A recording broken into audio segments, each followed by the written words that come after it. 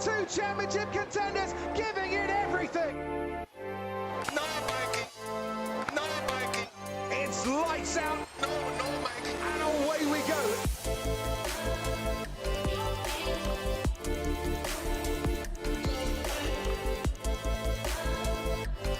Well, happy Tuesday night, everybody. Nielson and Gage are back with you on another episode of the Pit Stop Pals, episode 6, season 2 on the Nielson Media Network. We've got the Miami Grand Prix to break down, possible upgrades coming here in the near future as well. Gage, look at us right now. What are we, Checo and Max? Look at this. They're a couple front runners over here, eh? Yeah. I guess you can be Max, Dusty. It's all right. Thanks, Gage. Not that I don't ever want to be Max. Man, but with that, I mean, he's killing me. But at the same time, it is very impressive what he's doing. Dude, it's so impressive. And you know, even the rivalry of the car, how the Red Bull car looked with the Miami colors looked unbelievable. It did, didn't it? Just that little bit of a tweak. It looked nice. Just a little tweak to it. It did look real nice. The pit crew with the special Miami kind of vice hats with the pastel colors of blue and pink. Just they looked like champions, and they were champions again. And we'll get to it, but yeah, they're dominant, man. They are so dominant. Speaking of the pit crews, quickly, when I was watching the race, also shout out to Vin Diesel, Gager lookalike, who was on the paddock. I see Vin Diesel there. I was just like, "Look, Fast and Furious Diesel, this is great." I do love when they cut to the inside of the pit row there, and they're sitting there watching, and the guys, the pit crew, have like their helmets on while they're sitting there. It just makes me think of the movie Spaceballs when all those guys are wearing the helmets. Remember, they were all. That's all. I just find that's highly amusing. Stuff. They look like oversized helmets too. Like they're like huge helmets on. They all look like Gazoo from the Flintstones. Yeah, exactly. I chuckle too. That's a good one too. You see Tom Cruise change that tire? Yeah, I saw that too. Was great. That was awesome. It's such a cool experience, eh? Like that's how big Formula One is that like Tom Cruise got to change a tire. This is Tom Cruise, you know, like you have to be at the top of the celebrity food chain to get that opportunity. Well, you see the legends of other sports, like Federer's there, the Williams sisters are there, and like they're getting to see, and they look like fans. They actually, and Federer said he's been a fan ever since he was little, growing up in Switzerland. Obviously, F1 being probably one of the major sports in Europe. He probably followed it really closely, but. Tom Cruise happy to get in there and just change the time. Where I would be too. I would think he just looks like a little fan, and you don't see those guys in that spot very often, right? Like, it's awesome. I love it. I think it's great. I like the fact that certain people gravitate to certain teams too, right? You always see Tom Cruise with Mercedes. You try to see people trying to get in with Red Bull. I wonder how many people Red Bull kind of, you know what? You're kind of B-list. Exactly. Why don't you go down the road there? Maybe Williams is more your speed. I don't know. Yeah. Just sticking with the celebrity thing here. It's Brad Pitt, right? Brad Pitt is going to be driving alongside the drivers for his upcoming movie. Like he's been practicing in an F2 car, and he's going to be out there in an F2 car, and then they're going to modify it to look like an F1 car. This is rather remarkable, isn't it? Like. Well, he's the luckiest guy in the world. Are you kidding me? Like, and we all know that catastrophe that Stallone put out. It only had one really good scene with Burt Reynolds when he went around the track and picked up all 4 coins or whatever. I thought that was the best part of the movie. But I'm gonna watch it. We'll probably go to the theater. I'll be decked out in F1 gear. I think it's gonna be great. Just another thing that F1 fans get to watch and immerse themselves in the fantasy of being in the cockpit of an F1 car. I mean, Dusty, just to get close to one, but I can't imagine actually even an F2 car. I can't even imagine getting in there and driving it around the track and doing some stuff. That would be unbelievable. So here's what I found out about this, and then we'll get to the Miami Grand Prix here. I found a good thing. What's true and what's not true about Brad Pitt and this upcoming F1 movie and how they're going to shoot it. The car used in the movie will be made by Mercedes. They've adapted an F2 car that he will be driving in. He will not be driving, obviously, in real F1 sessions. I like that this has to be clarified. However, he will be driving F1 weekends for filming, so he'll be there and they'll be shooting him like some of that. Will Brad Pitt drive at F1 British Grand Prix? Yes, that's a plan, but on his own with nobody else on the track at some point during the weekend. So while everything is set up there, he'll get out on the track, they'll record a bunch of it and then go into post and kind of mix it in. It's a really cool concept, and you're right, like what a lucky guy to live this sort of dream for all of us, right? Like that'd be amazing. Oh my gosh, like even like Silverstone, they could probably charge more because they're filming the movie then. Like that would be a good race to go to see. That's a good point. If Brad puts it in the wall, right? Like he's gonna. I don't know how many. I think they got upwards between like 350,000 spectators last year at Silverstone, right, over the whole course of the weekend. So this is just gonna make it even more. What was it in Miami? Was like 250,000 people went to this event over the. It's amazing. Weekend. And it looks like Miami even stepped it up a few notches. Seeing the drivers, what they did inside the stadium, the paddock was completely different. They had the football theme. You had George Russell battling, throwing a football. I love all this stuff. Like it's so cool to see athletes that are so famous partake in these types of things. To grow their sport. I think F1, a lot of other athletes and leagues could learn a lot from F1 to have that. I mean, look no further than the pit or the walk before the race. That's amazing. Everyone's going through it and talking. It's the amount of access that F1 provides for its fans. It's unparalleled. It does look pretty amazing. There's no doubt about that. All right, as we get into the race here, Gager, just quickly, your thoughts on that track, the Miami Grand Prix, because I raced it myself on the weekend, and I have to say it's not one of my favorite to race because it gets so tight in there for a bit. It's just like when I was racing it myself, I was like, oh my God, like you have no speed coming through. It basically, to me, it eliminates any sort of excitement from a good chunk of that racetrack because it's so tight. I mean, there's a lot of good big straight stretches and everything. I get it, but when it does tighten up, it tightens up too much for my liking. Yeah, and you really only saw passes in certain spots, right? There, first turn, right? First turn, there was a lot, yeah. But that's where you got a lot of room to do things. And, I got excited just because it was 3 DRS zones, thinking, okay, well, this is going to make it a little bit more interesting. But yeah, like you said, you go through that chicane at the end, it just gets really, really tight in there. Well, it just keeps going, right? It's not just sort of in and out. Yeah. Well, you can, when you watch the helmet cams, like it sounds like they just have to. They're going so slow, and they're not. But you can hear the revs of the engine, right? They're just waiting to get on the throttle again and get going. But down that straight, it's funny. It's so narrow, it widens out a bit. But you saw some pretty good moves by the beginning of the race. Verstappen, geez, hot knife through butter, man. Well, it's like for him to cut through the field on the bottom half.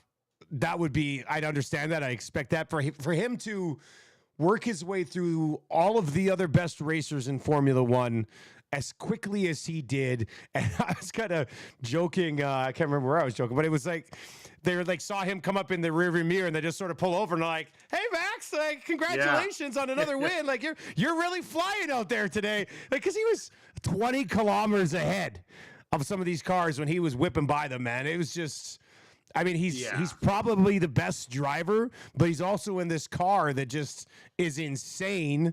And it was impressive, but it was also like heartbreaking to see the way he picked that field apart.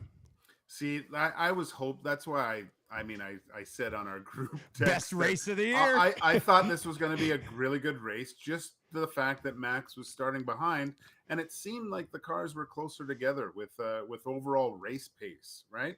So I thought that these guys would put up a little bit more of a battle when Max coming through. But I think that just goes to show you that the drivers already know that this Red Bull car, it's not worth trying to defend against it early and get out of the race when every point is so important moving forward. So you could see the racers know that this car is ridiculous, or else they would give it a little bit more of a battle, I think, at that point, Dusty, if they knew that they could maybe challenge. But you look at Charles Leclerc having to start back. He battled right through to the whole race, moved up spots, had a great race, still a minute behind Max. Yeah, like that's nuts. Like we joke that they're racing for third, but they're basically the rest of the group is racing for one spot on the podium with what Red Bull's brought out this year. That's just reality, right? Yeah. Like.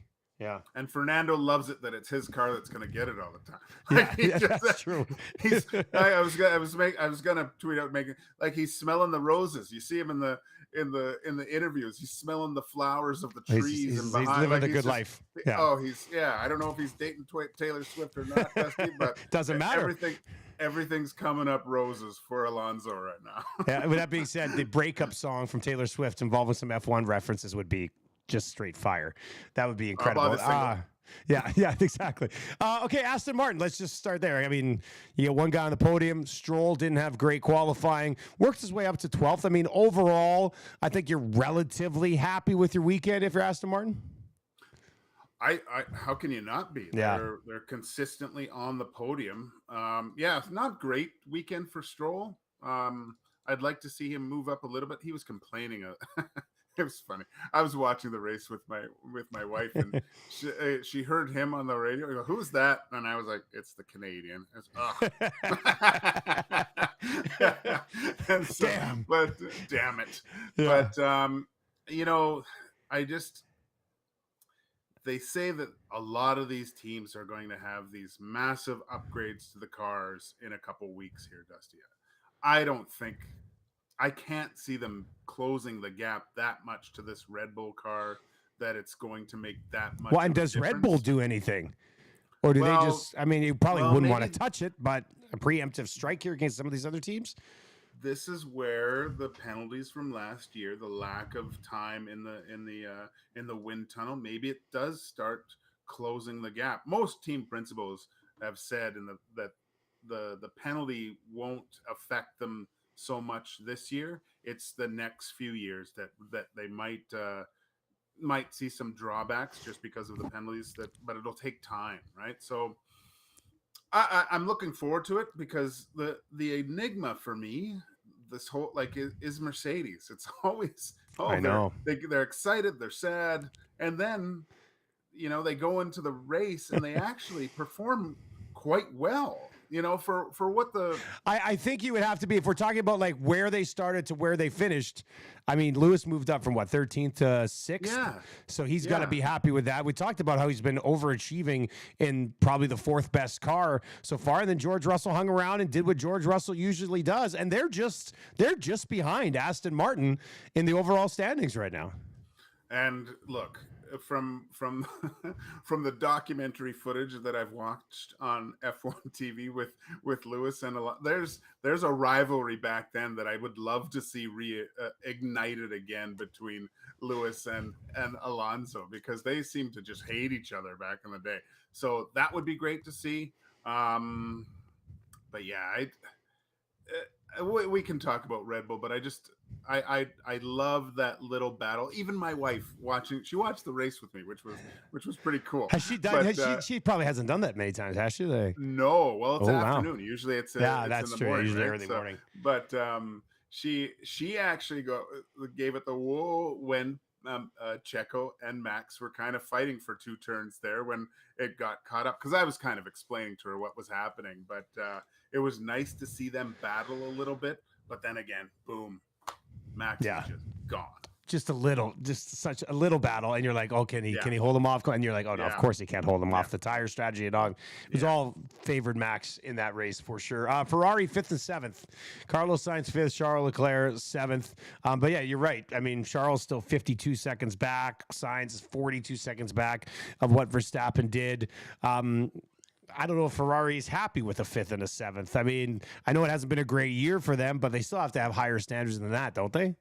You can't be happy with what happened there. I mean, just where they were last year at this point, battling for championships, to now just so the future's so uncertain. They do have some upgrades coming that I've read that they're excited about. So maybe that closes the gap to, I would say, mostly to Aston Martin. Really, they seem to be quite behind them. So maybe that'll close the gap to them. That's where the real racing is going. It'd be nice to see those guys, Leclerc and Sainz, back in that 2, 3, 4 fight all the time, right? Like, even if somebody can catch Checo to kind of show, like, hey, this Red Bull can be beaten a little bit, like, that'd be nice. Yeah. And I'd like to see Carlos get more involved earlier on in the season.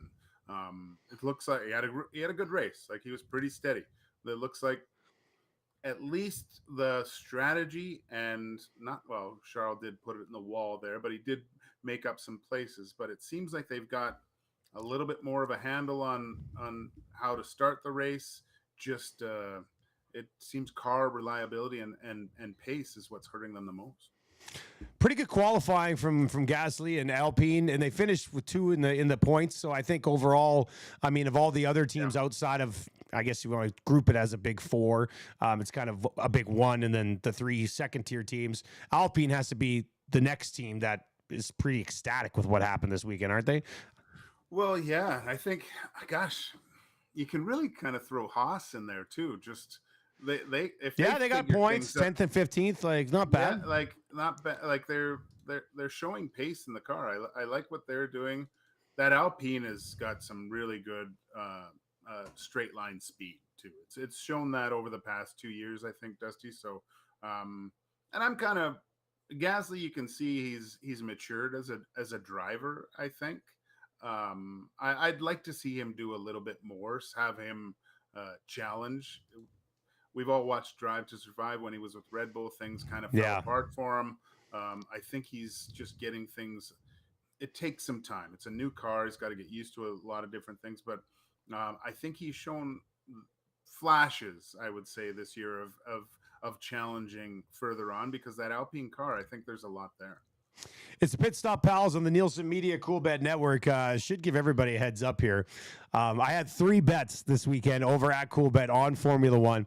I did take Checo to win at -111 to start, because I was like, Max is quite a ways back. But then I couldn't not get on Max to win as well at +150.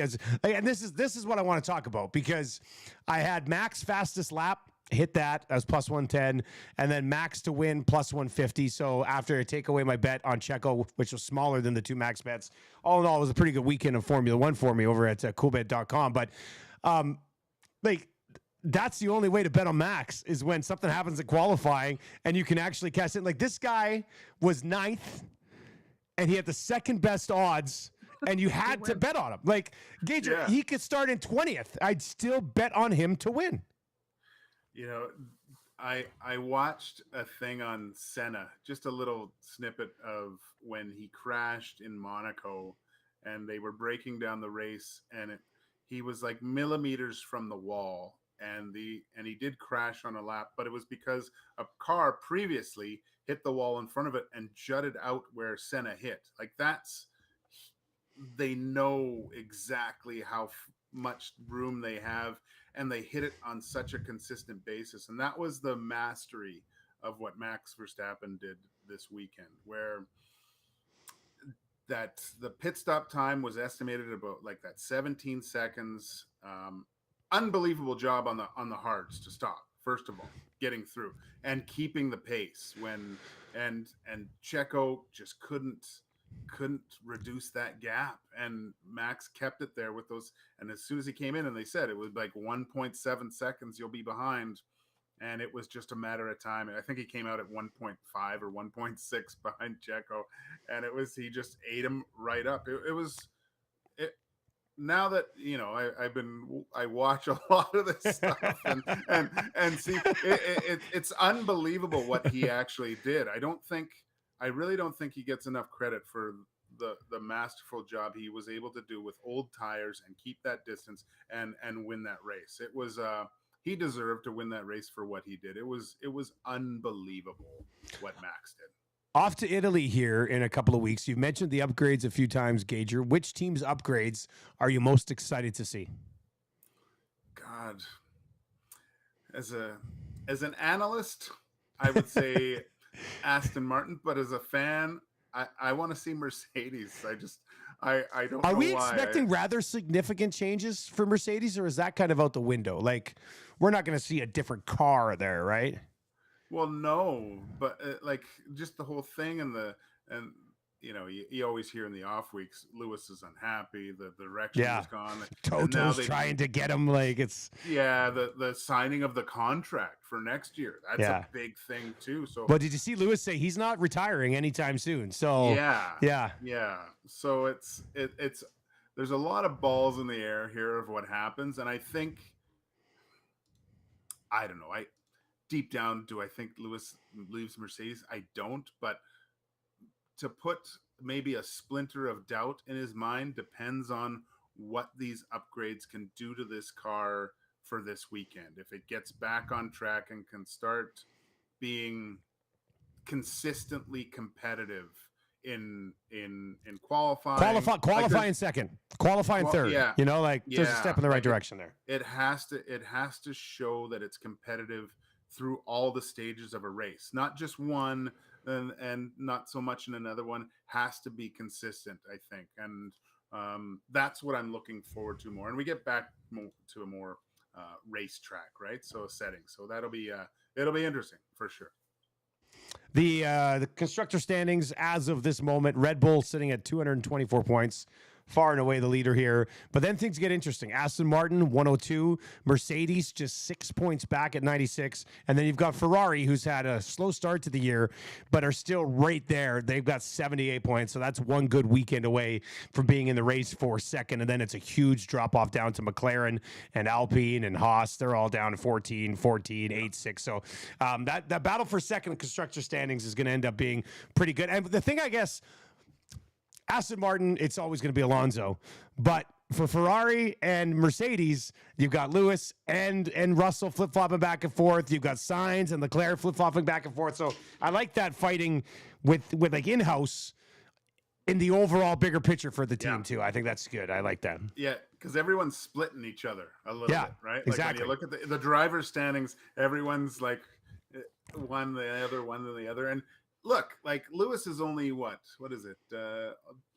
Say 19 points behind Fernando right now. So, man, this the battle for third.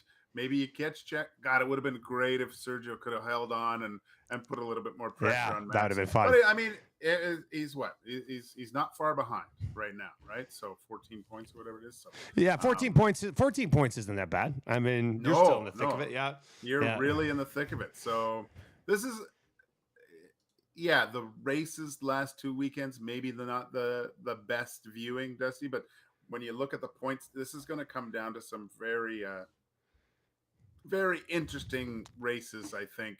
Especially, we got a week off, but then we get into 3 back-to-back. This is going to be great. Before we wrap, I do want to hit on that meme you sent to the F1 group today. Pentagon, hexagon, octagon, and then there's a picture of the Ferrari logo, and it says "Race Paceagon," which is pretty funny. It's pretty funny. I saw that. I chuckled. It was pretty good. Well done. Gager, you enjoy a weekend off, and then back-to-back races here coming up right away at the end of May, so that should be pretty fun. That's going to do it for the Pit Stop Pals on the Nielsen Media Coolbet Network. If you want to bet F1, best time to do it over at coolbet.com is when Max screws up in qualifying, and you can actually get value on him later down the race. So that's the thing. Like, Max was to finish 7th in qualifying, hammer immediately before before that line moves. You can do that over at Coolbet. Gager, we'll talk to you in a couple weeks, bud. Awesome. Later. The two championship contenders giving it everything. No, Mikey. No, Mikey. It's lights out.